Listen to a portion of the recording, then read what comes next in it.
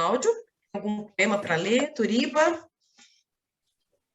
Eu vou ler trechos do Manifesto Antropofágico, então. Não o manifesto todo, né, que tomaria tempo, mas alguns trechos. Só a antropofagia nos une, socialmente, economicamente, filosoficamente.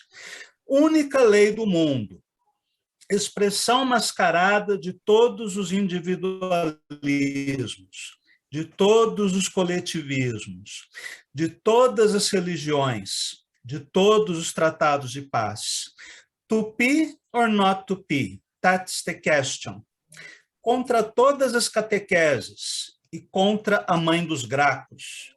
Só me interessa o que não é meu. Lei do homem, lei do antropófago. Queremos a Revolução Caraíba, maior que a Revolução Francesa. A unificação de todas as revoltas eficazes na direção do homem.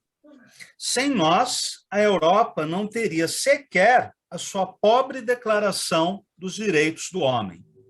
A Idade do Ouro anunciada pela América, a Idade de Ouro e todas as guerras. Filiação, o contato com o Brasil Caraíba. O Villegagnon Pinterre, Montaigne, o homem natural, Rousseau, da Revolução Francesa ao Romantismo, a Revolução Bolchevista, a Revolução Surrealista e ao bárbaro tecnizado de Kaiserlin. Caminhamos. Nunca fomos catequizados. Vivemos através de um direito sonâmbulo. Fizemos Cristo nascer na Bahia ou em Belém do Pará. Contra as elites vegetais. Eu adoro essa expressão, as elites vegetais. Em comunicação com o solo. Nunca fomos catequizados. Fizemos foi carnaval. O índio vestido de senador do império, fingindo de Pitt, ou figurando nas óperas de Alencar, cheio de bons sentimentos portugueses. Já tínhamos o comunismo, já tínhamos a língua surrealista, a Idade de Ouro, Catiti, Catiti e Mara Notiá, Notiá e Mará e Peju, a magia e a vida. Antes de os portugueses descobrirem o Brasil tinha descoberto a felicidade. A alegria é a prova dos 9, no matriarcado de Pindorama. Também é muito interessante a ideia de matriarcado, né, do Oswald de Andrade, que já nos anos 20, né, traz a questão da mulher numa época em que elas sequer tinham direito de voto, né, seja no Brasil, nos Estados Unidos ou na Europa, enfim. E só voltando um pouco ao Turiba, já no manifesto, perdão, já no prefácio do romance Serafim Ponte Grande, do Oswald de Andrade, ele diz que quer ser casaca de ferro da Revolução Proletária. E num outro livro, chamado Telegramas, tem vários textos, né, em que ele fala de política. Então, isso está muito presente nos textos do Oswald, inclusive desde o Manifesto Antropofágico.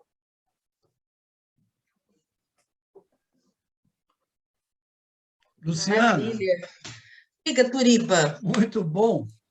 Eu vou, mais uma vez, acompanhar o Cláudio e ler trechos do primeiro manifesto, o Pau-Brasil. Eu perguntaria para você, Luciana, você tem aquele esboço da capa da BRIC 22 que eu mandei para você? Não aqui no tem? WhatsApp, mas como é que eu mostro? Eu não sei se teríamos como colocar. Vou mandar para o Jorge. Aquele que é a foto do Pau-Brasil, do Jardim Botânico. Maravilhoso, vou mandar para o Jorge. Com com o micro-poema que não dá para ver. Não dá para ver. Não dá para ver. É maravilhoso. Mas vamos ao Manifesto Pau-Brasil. Trechos pulando, que é muito longo tudo. A poesia existe nos fatos. Os casebres de açafrão e de ocre nos verdes da favela, sobre o azul cabralino, são fatos estéticos. O Carnaval do Rio é o acontecimento religioso da raça. Está suspenso, por enquanto. Pau-Brasil.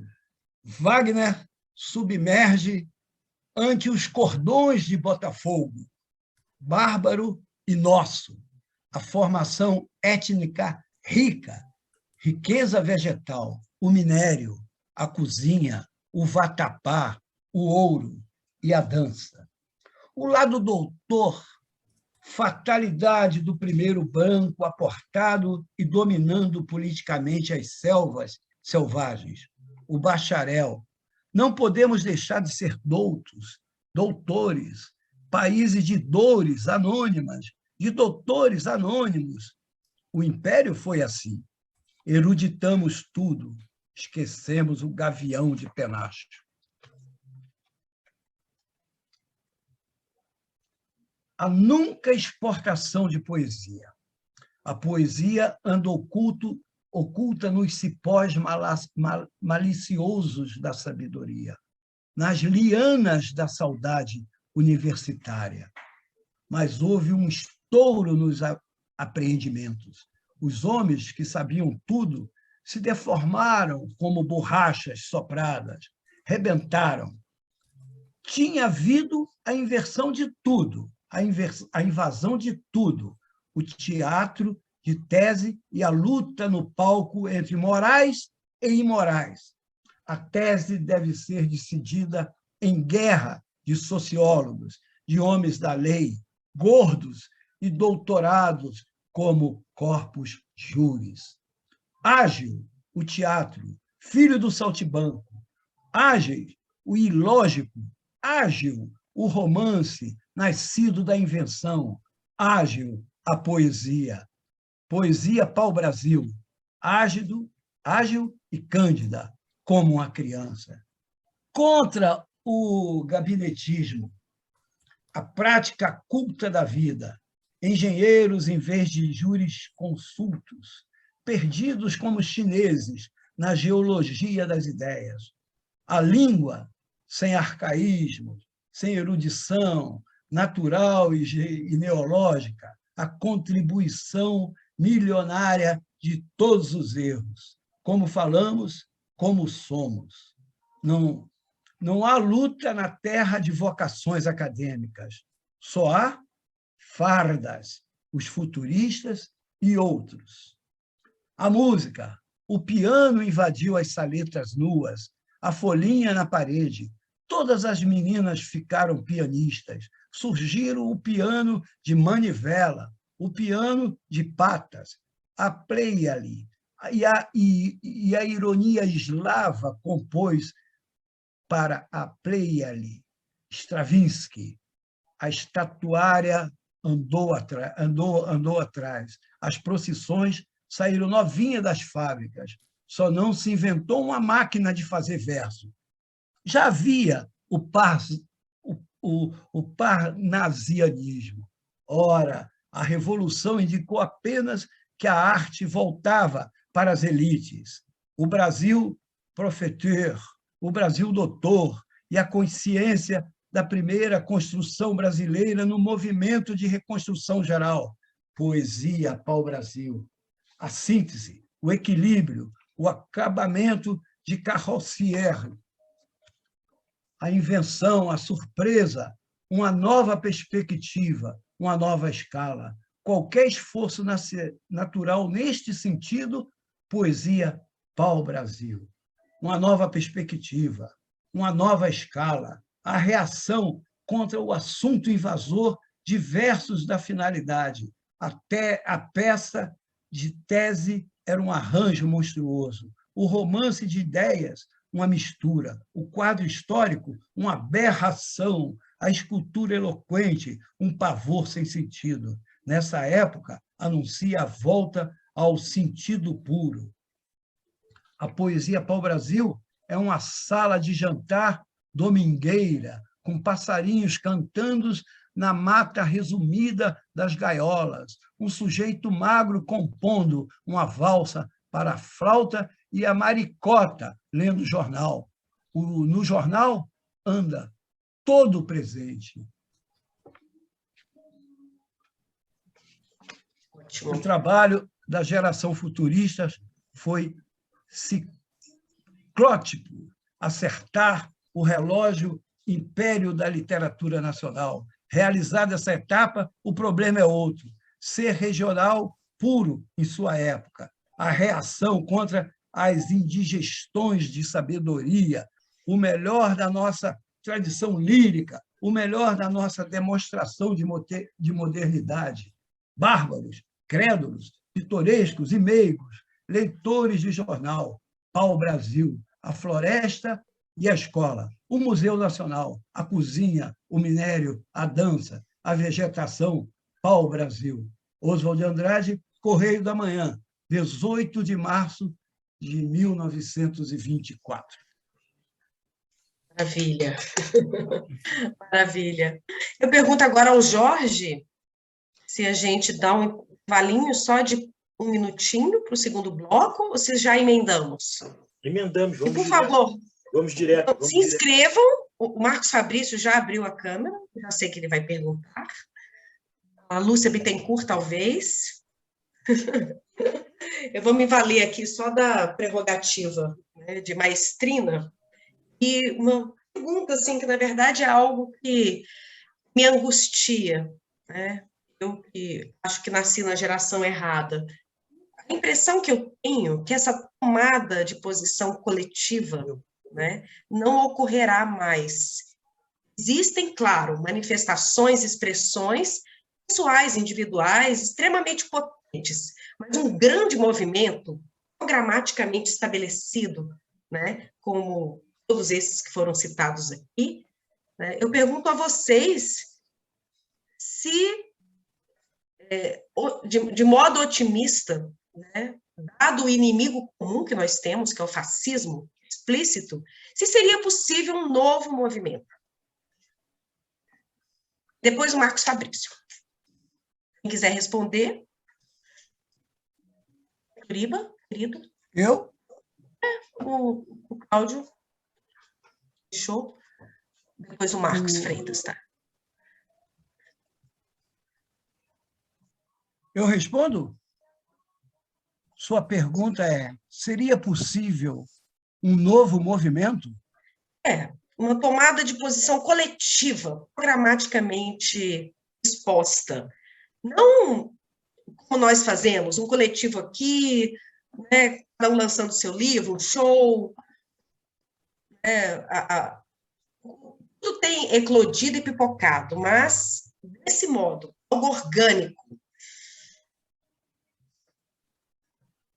É uma pergunta desafiadora, que eu começaria a dizer pelo seguinte: mesmo em 22,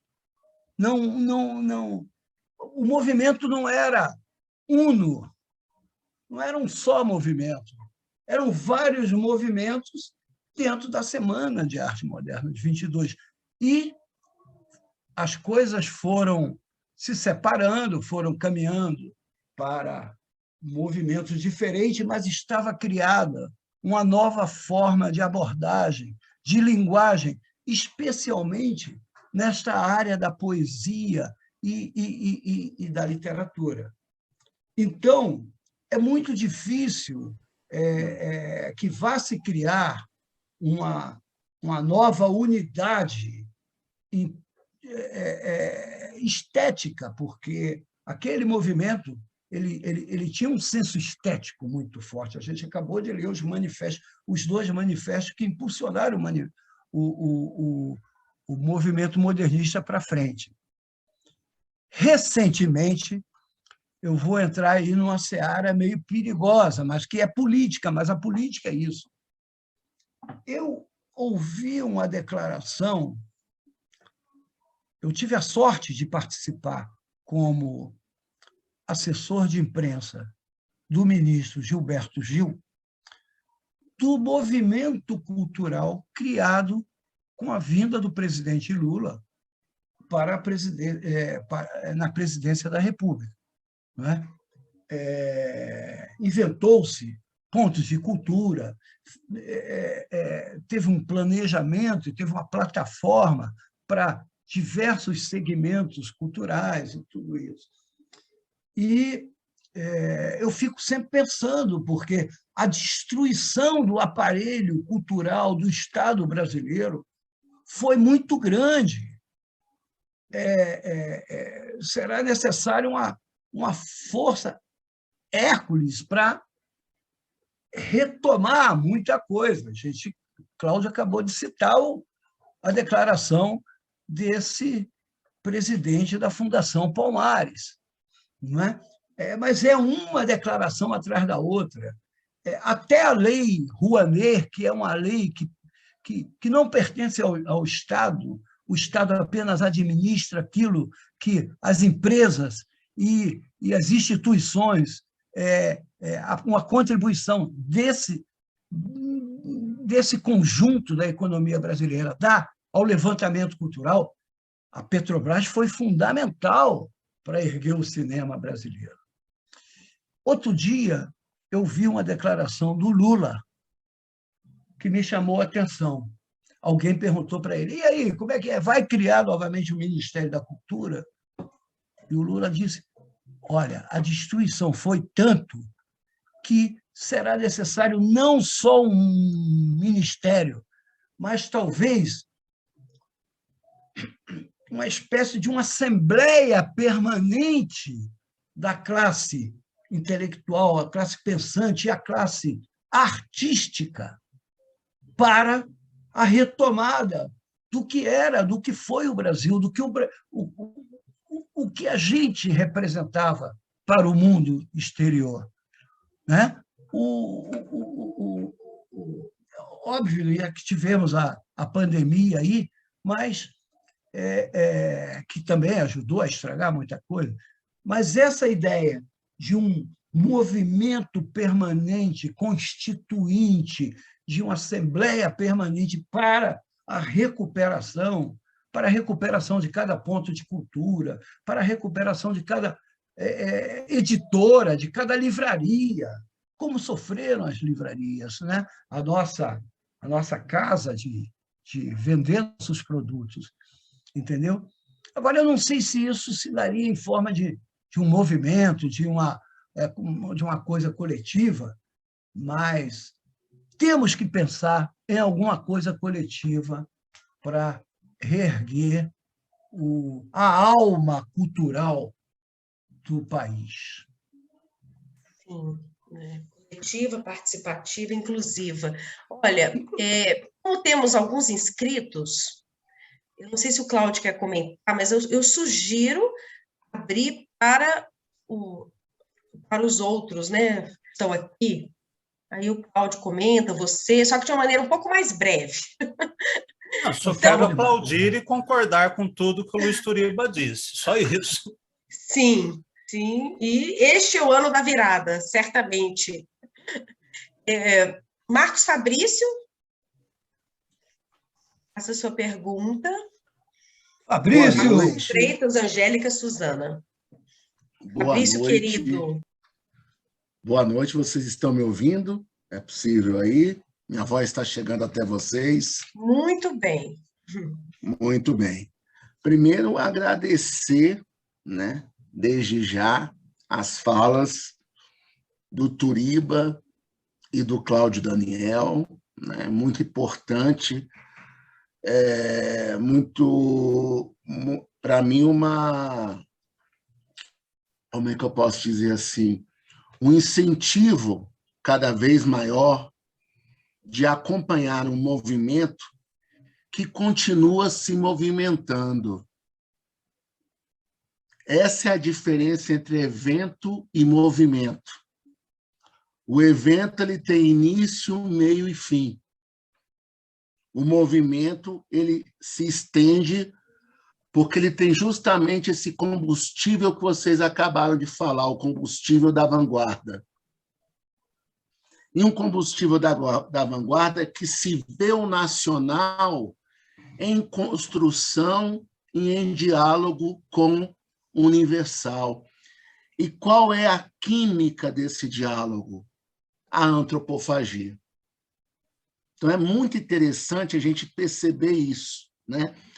Como conseguimos, com a antropofagia, estabelecer uma relação com o outro que é de aprendizado mútuo, e não algo colocado naquela linha da dependência, da submissão, do colonialismo, que a gente sabe muito bem que só causou estragos.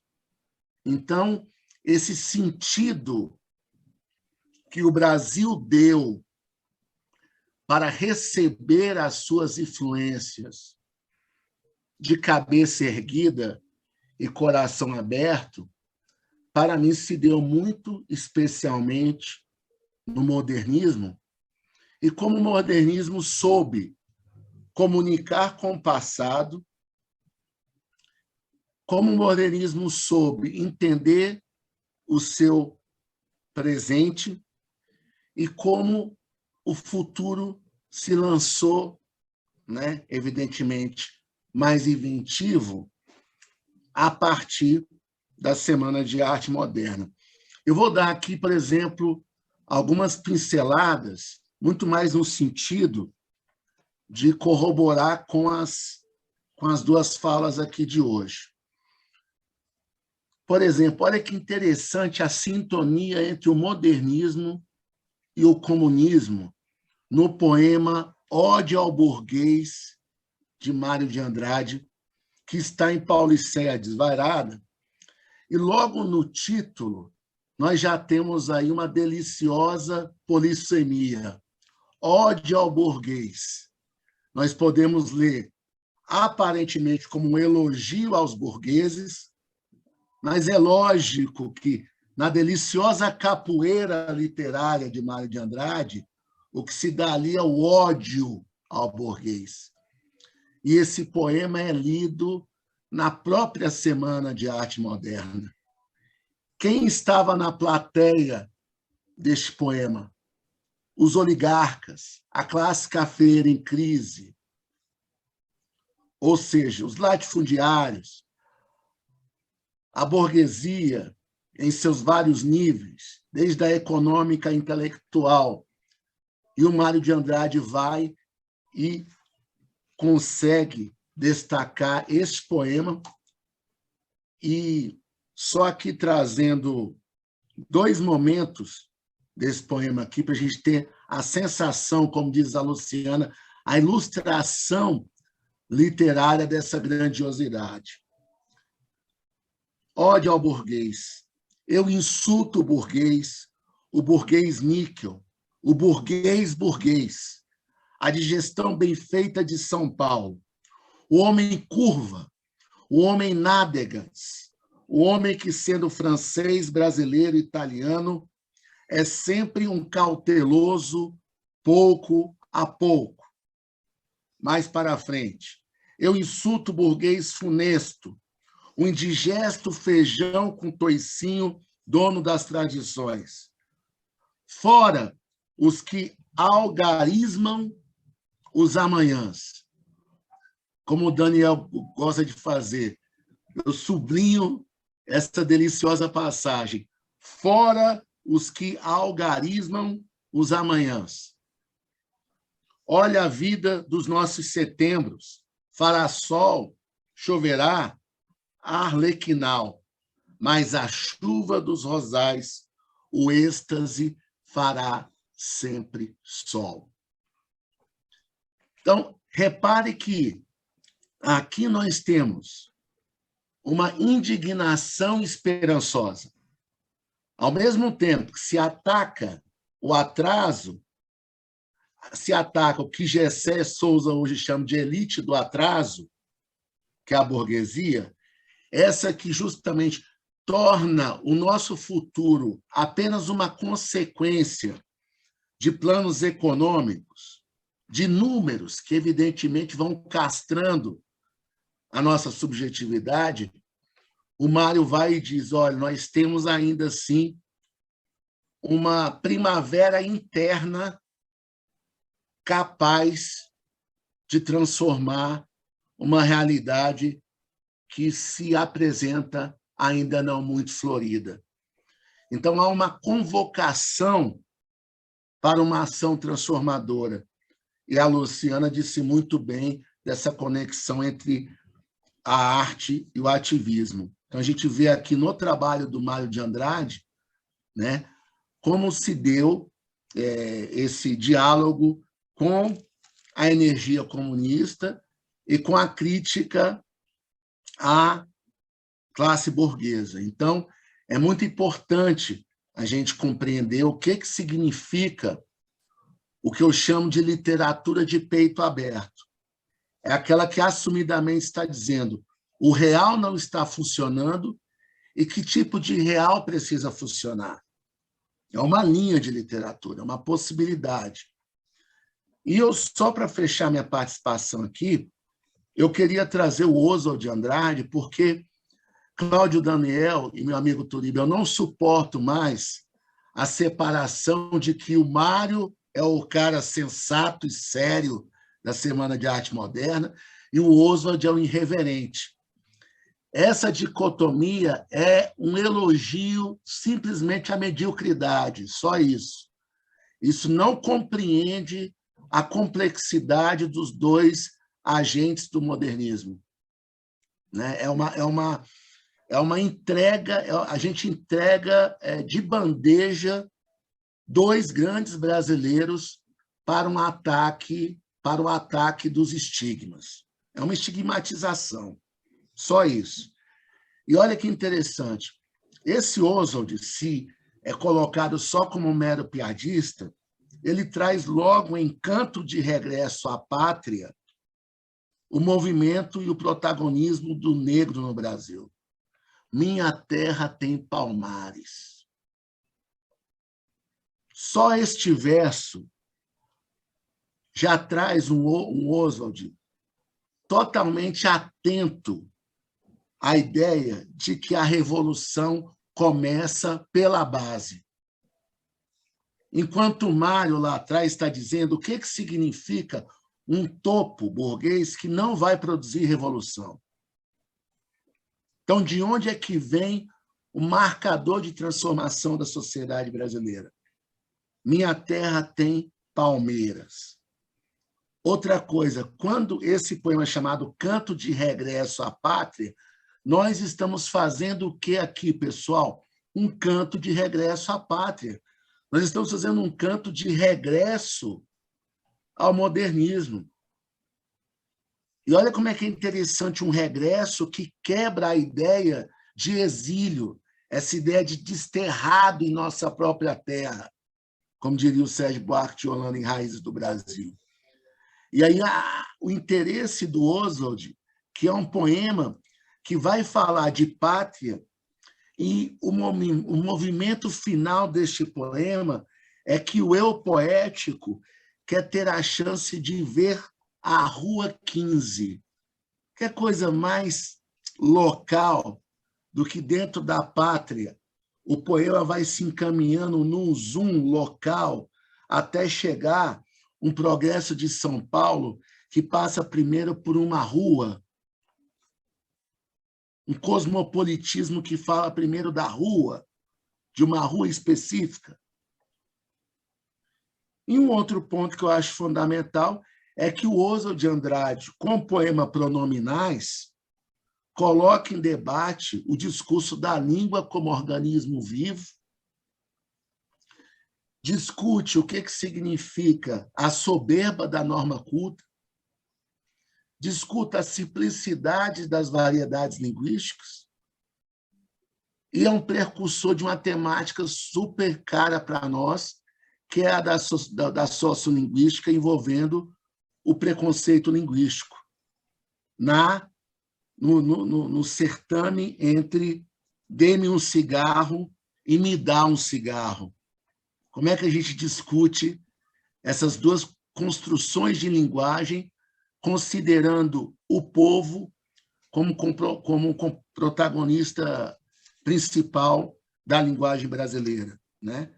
Então, são pautas de vanguarda, são pautas que esses dois mentores do modernismo brasileiro colocaram e que continuam vivas nesse tipo de nacionalismo, que é um nacionalismo, no meu entender, inteligente, é um nacionalismo crítico, e não um nacionalismo fanista, patriótico, que é esse que atrasa muito a vida da gente, na minha opinião, e que acaba concluindo, trazendo agendas reacionárias como o fascismo que a gente está vivendo atualmente. Patrício, querido, porque o nosso mestre aqui, Cláudio Daniel, ele tem que sair às 21 horas. Sua fala fascinante, uma conferência. Eu anotando aqui e com alegria de a live estar sendo gravada. Então, mas eu vou dar uma corridinha por conta do teto do Cláudio. Né? Eu vou pedir para a gente ser muito breve. A Angélica, eu vou ser bem agora primeiro as damas, me perdoe. Marcos Freitas, espera um pouquinho. Porque a Angélica também tem que sair, vou pedir que ela faça a pergunta ou comentário. Depois o Marcos Freitas e a Suzana. Angélica, querida. Oi, Luciana, obrigada. Posso perguntar? Está ouvindo? Está tudo certo? Sim, estamos Tudo ouvindo bem, muito bem. tudo bem. Tá. Então, eu queria perguntar para o Cláudio, primeiro, e se você depois e o Turiba quiserem também dar uma parte, eu acho que vai ser legal, se quiserem.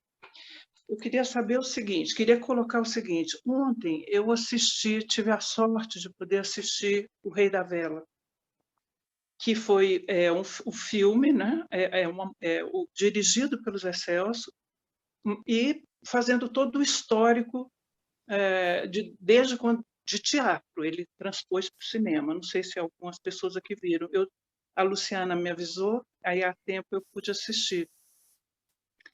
E aí o Zé Celso dirigiu O Rei da Vela, que é uma obra do Oswald, e nos anos 60 né? Quer dizer, nos anos 60 ele fez um fio de ligação, ele como diretor, da antropofagia. Ele foi o antropófago mais ainda lá do Oswald, com o do Chico Buarque, com o Rei da Vela, que esse eu tive a sorte de assistir. Tive a imensa o privilégio de ver no Rio, no Teatro Princesa Isabel. Eu era adolescente, foi antes do quebra-pau, da invasão, lógico, né? Porque depois a peça saiu do ar. E eu me lembro de uma cena que me chocou muito, que foi a eu, menina ainda, eles comendo fígado ali na hora, né? Que é bem um lance antropofágico do Zé Celso, né? E que também no filme, como eu não vi o Rei da Vela, a peça, a montagem, mas no filme ele fez a mesma coisa. Aparece o Abelardo todo com a boca suja de sangue e tal. Quer dizer, a metáfora de né? Uma era metafórica. No caso, as duas são, claro. Mas eu digo, Chico Buarque colocou ali muito claramente, da época da ditadura, que aquilo ali éramos nós sendo devorados pela a subserviência que a gente tem ao colonialismo, e no caso, também o Oswald, independente de eu ter visto como é que foi a montagem, também o Oswald colocou toda essa preocupação, né? Desnudou completamente. O olhar dele trouxe um outro jeito de ver o país. Vamos ver de cara. É maravilhoso, é poderoso, é rico, tem tudo, mas a gente, né, não achando o nosso lugar, não tomando o cetro e indo em frente, né? Ufanista, mas real também. Então, o Zé Celso, antropófago como ele sabe ser, ele então juntou para mim, ontem eu vi isso, entende, Cláudio? O Chico ali com a cena, né, metafórica do fígado sendo devorado, uma imagem quase que prometeica, né? E também como ele caracterizou depois o sangue também, toda né, aqueles cortes, aqueles fragmentos, como é a linguagem modernista, né? O filme foi feito. Eu vou fechar agora. Eu estou respondendo uma pergunta. Ah, desculpa. Não, perdão, que a minha enteada entrou aqui para me dar um recado. Tudo bem. Então, Cláudio, eu tinha vontade de saber de você, assim, com um viés político, agora uma análise sua. Continuamos no mesmo patamar, você já falou isso, não houve a mudança, estamos com as mesmas solicitações de antes. Tá. Agora, a elite de agora, e vamos colocar políticos, empresários, se quiser, juristas, o que a gente viveu desse golpe que nos levou a essa destruição toda, você acha que eles têm, que tipo de olhar eles podem ter sobre a semana de 22, em debate agora, tão, né, colocada, e isso porque a gente nem tem como ainda pensar no futuro, porque a gente já devia estar fazendo isso agora. Se a gente tivesse vindo no impulso, né, o si, que é o Sísifo, a gente estaria já agora colocando até a linguagem numa outra vanguarda rumo ao futuro. E a gente está travado, a gente está parado. Como é que esses caras, essas autoridades, essa elite, se é que se pode chamar isso de elite, né? Não vamos colocar os intelectuais e os artistas, porque são os que movem. E isso ainda deve estar acontecendo. A gente aqui não está vendo, mas com certeza não para, porque também na ditadura a gente tinha Beatles, a gente tinha Gilberto, a gente tinha a Bossa Nova, a gente tinha tanta coisa indo adiante, né? Então, alguma coisa está acontecendo, a gente não está vendo tanto, mas isso é outro papo, seria para outra conversa. Mas e a elite? Essa elite que está no comando, que olhar você acha que pode ter? E, enfim, está com você. Vou dar uma resposta breve para a tua pergunta, porque senão a gente não sai daqui hoje. Só a questão do teatro do Oswald de Andrade já seria tema para uma palestra ou para um curso, né? Ele tem 4 peças de teatro que eu acho fantásticas. O Rei da Vela, que é a mais conhecida, A Morta, O Homem e o Cavalo e o Mistérios Gozosos. Essa última peça eu assisti no Teatro Oficina em 2016, né? Foi um dos espetáculos teatrais mais incríveis que eu já assisti.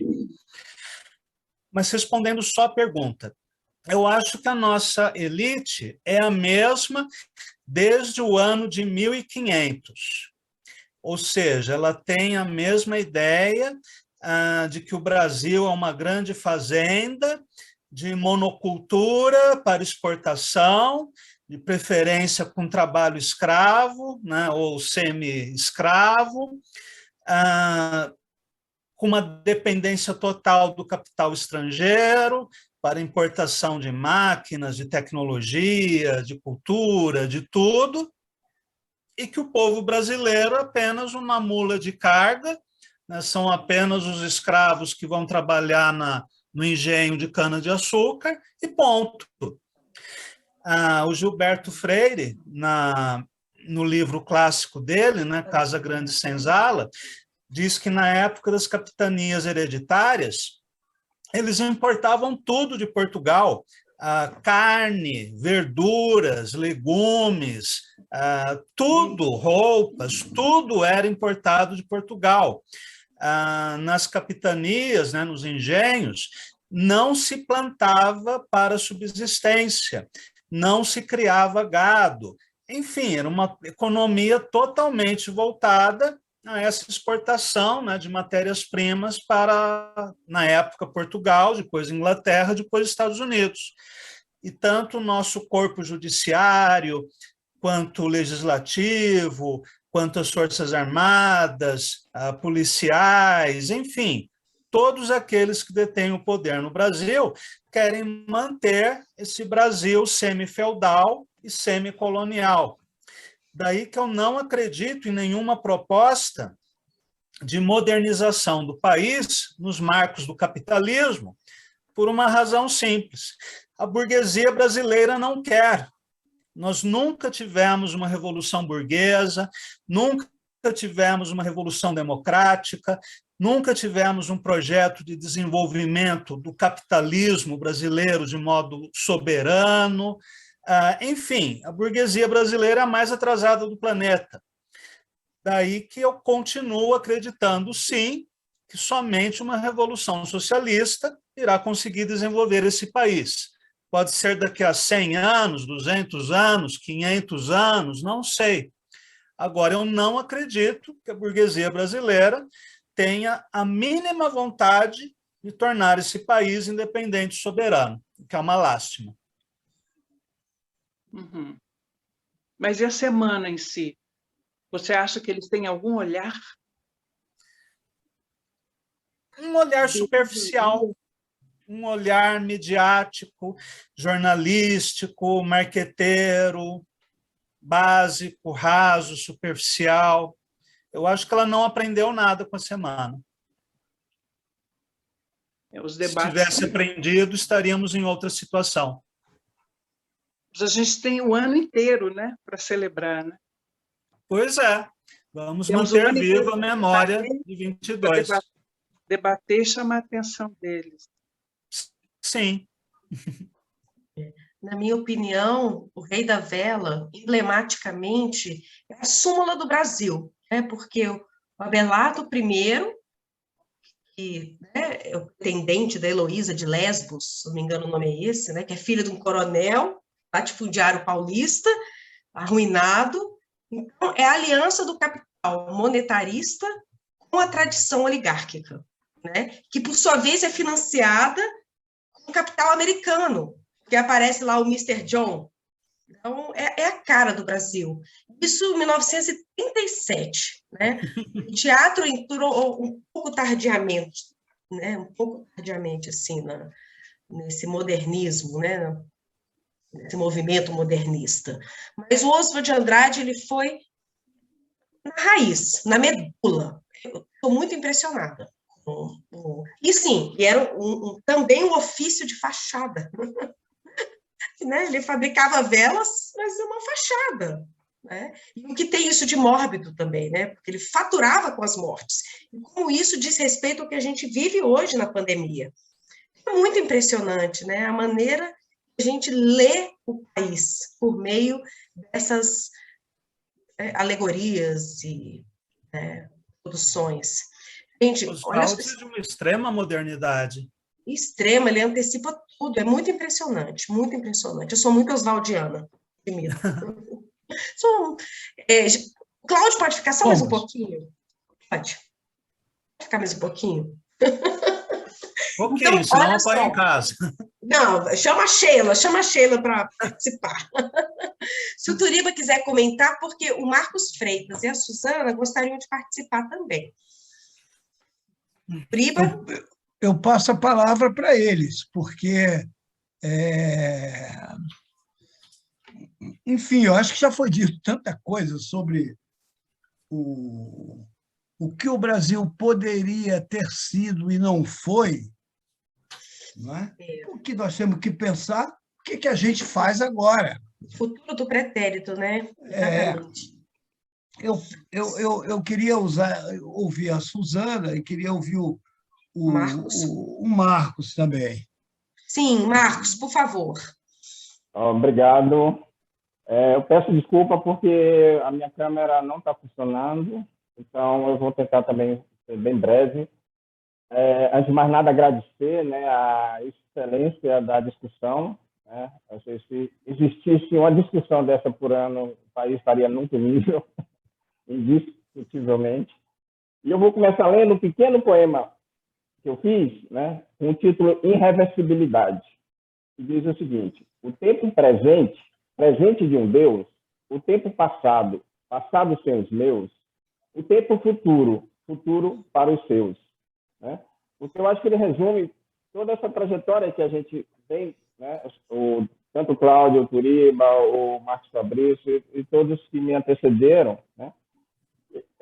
Só para comentar, esse poema ele foi inspirado, né, nos russos, né? Então, num modelo matemático, né, de um russo chamado Markov, que é a cadeia de Markov, e você pega os dados do passado, né, faz uma maracutaia lá nos dados, né, monta uma matriz que é chamada do presente, e dali você tenta apontar, fazer previsões para o futuro. Né? Então, essa modelagem matemática ela se baseou na alternância das consoantes de um poema do Pushkin. Então, o matemático foi buscar lá a poesia do Pushkin, dos russos, e tal. Então, costura um pouco, né, o que o Cláudio Daniel falou, né, dessa questão do russo, de todo mundo, e nos traz, né, como o Marcos Fabrício, para o presente. Né? Então, né, como o Cláudio também foi bem feliz, acho que a antropofagia nos resume bem, né, a semana de 22, né? Essa coisa de a gente não só a receber o que vem de fora, né, mas, ou seja, a deglutir tudo isso, né, e pela primeira vez, a partir disso, a gente começou a mostrar alguma coisa e exportar, né, como o Cláudio Daniel falou, né. E aí, a gente teve algumas, né, que eu poder chamar de ressonâncias, né, durante esses 100 anos de 22, né, que foi, né, a geração, talvez, lá de 45, né, a poesia inventiva concreta. Né? E aí eu queria chegar num outro ponto depois, que é o tropicalismo, né, para a gente tentar costurar em alguns momentos que nós tentamos, né, trazer, né, esse conhecimento todo da semana, né? E aí eu queria trazer, né, que está lá na Antropofagia, né, Alegria à Prova dos Novos, né, que Torquato Neto traz para o Geleia Geral, né? Esse poema está lá, fala da Pindorama, fala de tudo isso, né? E não vou me restringir, né? Já foi comentada aqui a questão do cinema, do teatro, né? Do Oiticica, que tem outras vertentes, mas eu queria me restringir à poesia, né? E aí o Marcos Fabrício falou, né? Por que tudo isso, essas ressonâncias? Porque o movimento tem esse combustível, né? Como foi bem feliz o termo que o Marcos Fabrício falou, né? Tem combustível, né? Ou seja, por quê? Porque nesses 100 anos nós não se resolvemos como país, né? Então, eu acho que esse é o ponto importante, né? Tudo isso que a gente está vivendo hoje, né, está lá, 100 anos atrás, né? Toda essa questão social, econômica, política, nós estamos hoje nisso, né? E aí eu só queria trazer, né, como você vê isso, a questão principalmente, né, porque se comentou, né, acho que a Angélica, né, e alguém, acho que também não lembro, se hoje teríamos um grande movimento, né? A gente não conseguiu fazer esse grande movimento ainda, né? Houve esses pequenos, né, acenos, essas pequenas ressonâncias, né? Por exemplo, no próprio tropicalismo, a gente vê em termos de literatura, tem Torquato Neto e pouco mais, assim, não muitos, né? E deu, né, toda a teoria, a invenção, a poesia marginal, tudo isso. Então, eu queria que se comentasse esses fios, né, que dessas ressonâncias da semana com até o tropicalismo, né? Isso é só para a gente fazer, né, trazer para o presente, um pouquinho antes do presente para hoje, né? Então, era só isso, só para a gente... Isso, com certeza, isso é um tema de uma outra discussão, né, mas só para a gente lembrar isso aí. E parabéns pela discussão. Eu tive que sair porque estava dando interferência aí, que é o mesmo, é o Luca Andrade, entendeu? Tá.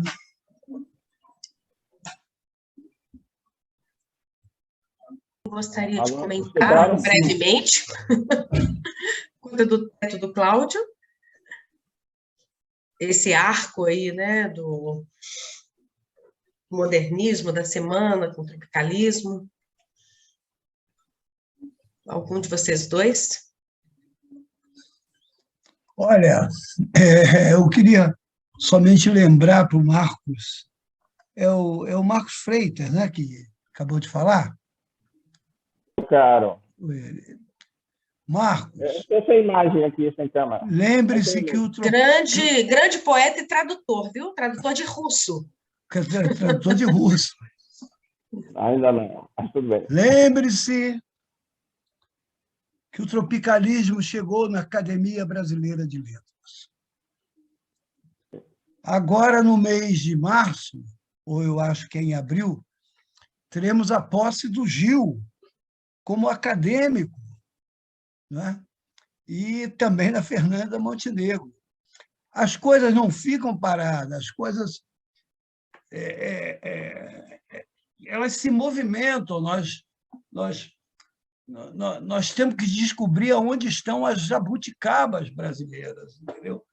Porque se a gente ficar muito pessimista, e olha que eu já vivi bastante para ver as ondas indo, subindo, descendo, as esperanças se renovando, e elas estão batendo. O ano de 2022 ele é histórico nesse sentido também, da gente conseguir, através da nossa força, da nossa palavra, dos nossos movimentos, da nossa união e de outros movimentos dentro da sociedade brasileira, recuperar um certo humanismo.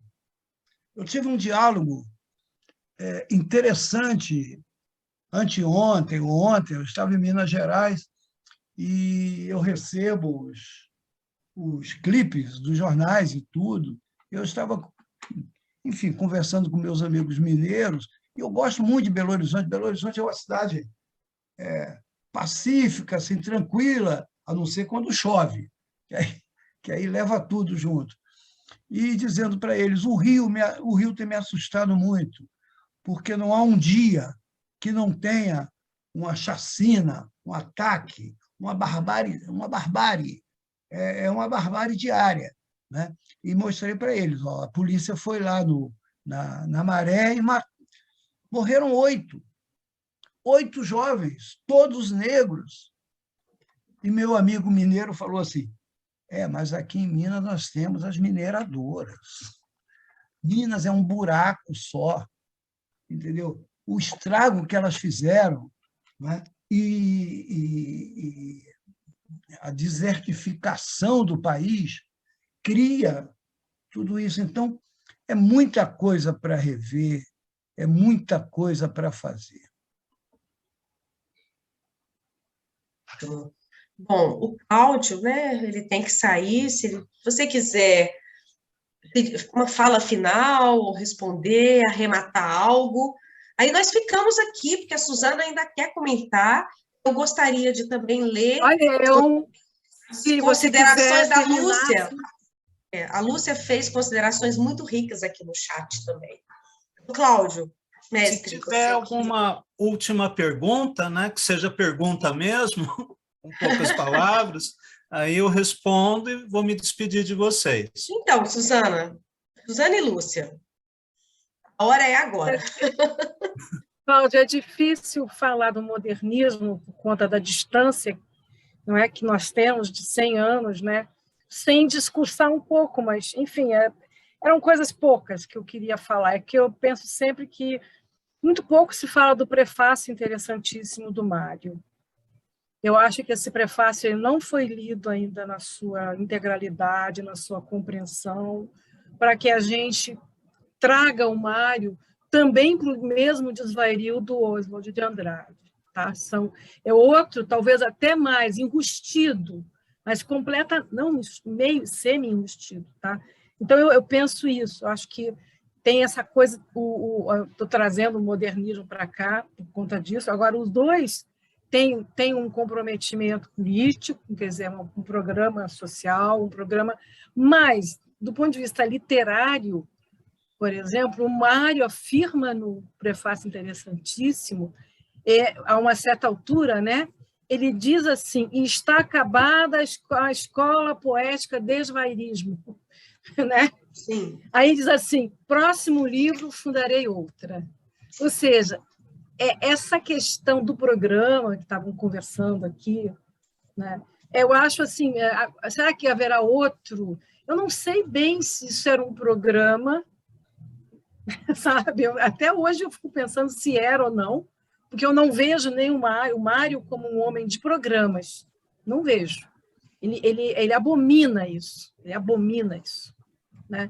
Também nem sei se a burguesia, se ela hoje, eu acho que mais ainda, ela não está nem aí. Nem aí. Eles não consideram. A própria Lei Rouanet foi fundada no governo Collor para acabar, para nós não temos um Ministério da Cultura.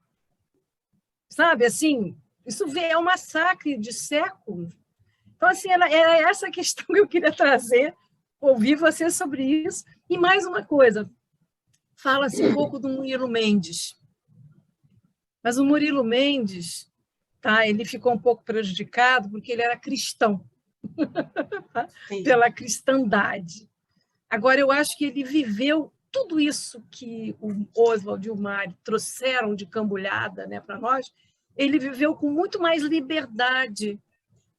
Né? Eu vejo ele mais libertário, né, no sentido de não programático, não tão programático, embora fosse uma peça política importante. Mas ele estava num outro departamento, né? Queria que vocês falassem sobre isso.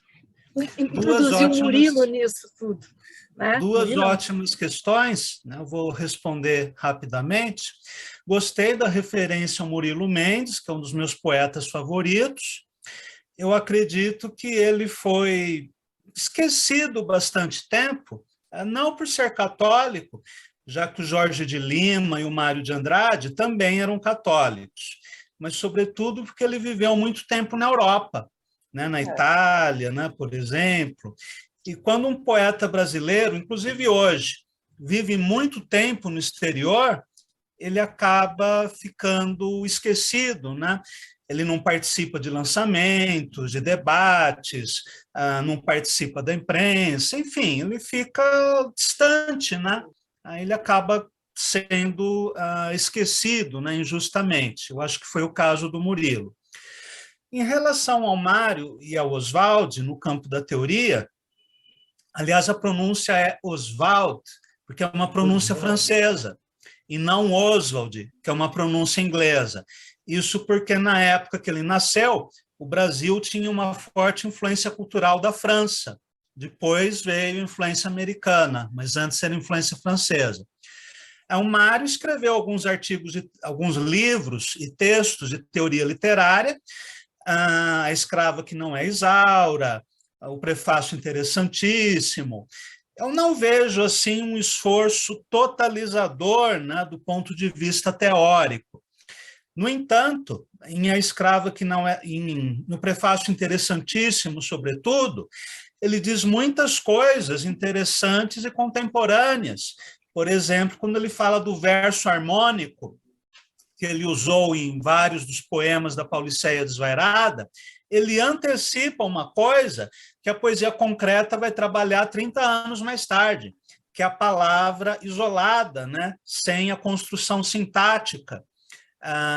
Enfim, tem vários achados, né, poéticos, vários achados teóricos interessantes, tanto nos textos do Mário, quanto no Manifesto Pau-Brasil, no Manifesto Antropofágico, mas nem o Mário nem o Oswald foram teóricos, como foi o Décio Pinhatari, né, por exemplo. Mas, apesar disso, tem uma contribuição muito importante. Eu acho que o prefácio interessantíssimo tem que ser lido com cuidado, atentamente, e que traz muita coisa útil, né, para os poetas de hoje. A última questão que eu vou colocar é que tanto Mário quanto Murilo eram católicos, assim como Jorge de Lima, mas católicos com uma visão progressista. Mário nunca foi comunista. No entanto, na Ode ao Burguês, em vários outros textos, ele manifestou uma visão anticapitalista e uma visão solidária, né, do mesmo modo que o Murilo, e em menor grau, né, o Jorge de Lima. Então, vou encerrar a minha participação, agradecendo a todos, né, em especial a Luciana, o Jorge. Agora está na hora da confraternização familiar, né? Antes que eu apanhe em casa. Então, obrigado a todos e a todas, e até a próxima oportunidade. Tchau, turma. Muito obrigada, Cláudio. Que noite produtiva, maravilhosa, viu? Queria ser uma taquígrafa, feito o Otto Lara Rezende, ele que dizia, né, que... Não, minto, era o Nelson Rodrigues, que para acompanhar o Otto Lara Rezende era necessário um taquígrafo. E tudo que é dito é maravilhoso. Então, Luciana, agradeço muito. O Jorge, não sei se quer falar. Olha, o Elcio, tanto o Elcio como a Lúcia, fizeram várias considerações interessantes aqui no chat. Se de repente o Cláudio, acho que ele já até saiu, a gente pode comentar um pouquinho com o Turiba. O que vocês acham? Vamos explorar um pouquinho o nosso Turiba. O Cláudio já saiu? Já saiu. Né? Eu acho que vale a pena, porque a Lúcia fez muitas considerações interessantes. Eu tenho que voltar aqui. Vamos lá, vamos lá. Gente, eu estou sem óculos, eu estou toda... Luciana, ela falou de uma nova biografia sobre a Pagu, que é interessantíssimo, super interessada. Oi. Luciana, já são 2 horas de live e realmente a gente acaba sonhando com janelinha. Deixa o Turiba falar as considerações dele, depois o encerramento, ok? Sim. Na realidade, a minha consideração final era convidar o Cláudio. Eu vim aqui para, fundamentalmente, falar da bric-a-brac. A bric-a-brac que resultou, essa bric-a-brac que veio na onda do modernismo e que eu quero colocar ela de pé. Provavelmente não é uma continuação da revista, é uma revista única que vai sair à maneira de como todos nós, em conjuntos, e eu estou vendo aqui várias pessoas que deram sua contribuição, Suzana, Angélica, Noélia, Luciana. Agora, o Cláudio, que, enfim, eu não sei se por falta de um contato e tudo, o Cláudio foi um dos poucos participantes dessa turma nova a fazer parte, a colocar poemas, eu acho que nas 2 últimas bric-a-bracs ele colocou.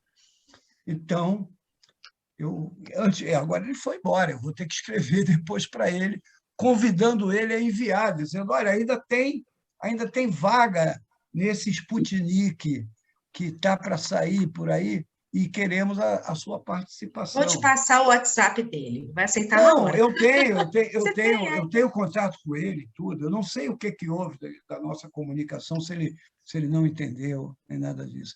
Mas o seguinte, mais uma vez te agradecer, Jorge, aos demais mal-amados, a nossa condutora Luciana, a todos os poetas com quem eu convivo e tenho me correspondido. Está muito difícil mesmo, num governo negacionista, numa coisa assim, colocar na rua alguma publicação independente, que eu não tenho editora por trás, eu não tenho nada, mas eu tenho grandes amigos em Brasília, tenho uma grande amizade que o jornalismo me deu com o secretário de Cultura da cidade, tem me ajudado bastante. Acho que nós vamos conseguir, em abril, estar com essa revista de pé.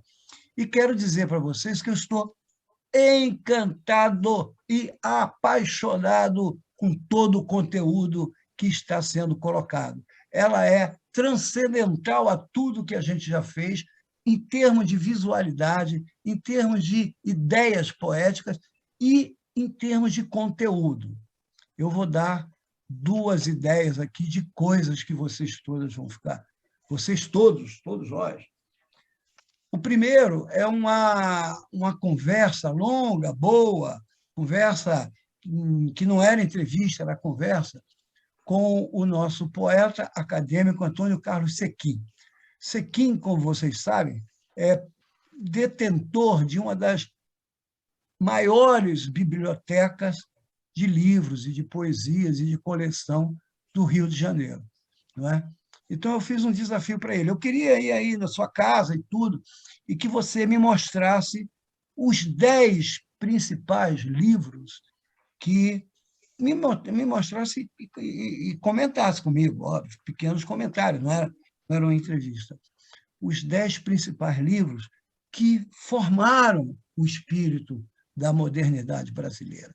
Demorou, foi, conversa para cá, conversa para lá, pandemia, sempre a gente adiando as coisas, mas finalmente essa visita saiu e foi espetacular. Nós fizemos um ensaio fotográfico, porque, além dele comentar os 10 livros na opinião dele, que eu peço licença para não dizer quais são, deixar para vocês lerem na revista, mas os 2 principais que ele comentou é Oswald, com o Pau-Brasil, e o Mário com Macunaíma, né? Mas há surpresas na lista do Sequim. E, além disso, ele tem esses livros na sua primeira edição, todos os 10 que ele citou. Então, há um ensaio fotográfico fantástico, fabuloso. O segundo é o seguinte: uma das primeiras pessoas que foi do Conselho Editorial da Bric-a-Brac, amigo pessoal e tudo, que eu convidei, que eu consultei, e que falou, faça, tem que fazer, não pode ficar parado, é o poeta, aos seus 90 anos, Augusto de Campos, que foi amigo pessoal do Oswald, visitou o Oswald, é um defensor, ele tem coisas raríssimas, conversas incríveis. E ele me disse há 4, 5 meses atrás, Turiba, eu ainda tenho coisas a dizer sobre 22. E essa expectativa, mas sou um homem já idoso, tenho coisas a entregar, a fazer e tudo isso.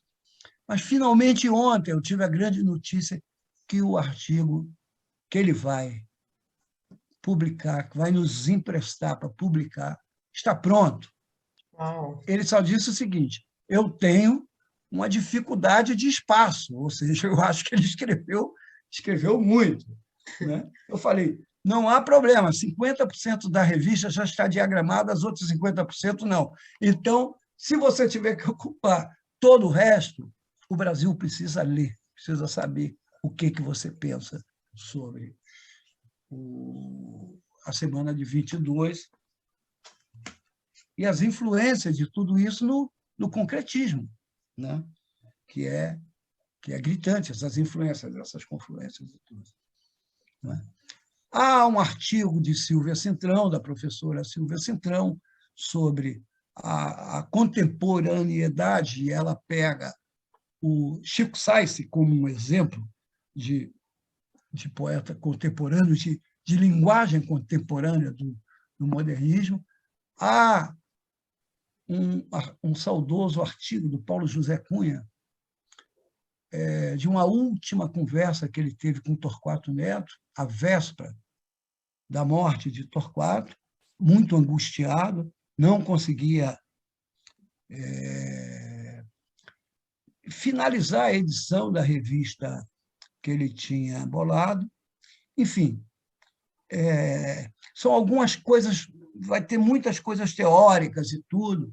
O Moacir de Oliveira escreveu e até hoje publicou aí uma pequena crônica sobre o que foi.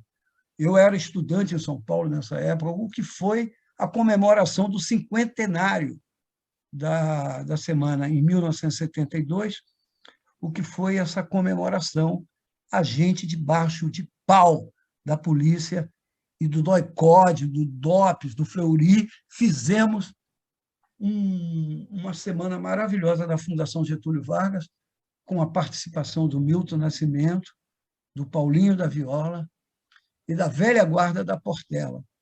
Tudo coisas muito modernas dentro da nossa cultura. Então, gente, muito obrigado a vocês dos mal amados pela oportunidade. Muito obrigado a todos os colegas poetas que estão aqui, que estão dentro, Marco Fabrício, estão dentro dessa bric-a-brac que vem aí, estão participando, e vamos fazer mais conversa. Mas eu acho que isto é uma forma de resistência. Sem dúvida. Uma entusiasmada não há outra resistência. razão. É resistência. Sim, existência. Palavras finais, Jorge Amâncio.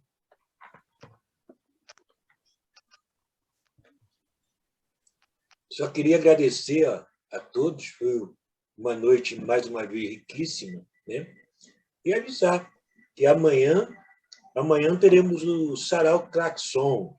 O Sarau Claxon vai trazer poetas de grande parte do Brasil, né? Tentamos abranger algumas regiões de Brasília, ou do Brasil, né?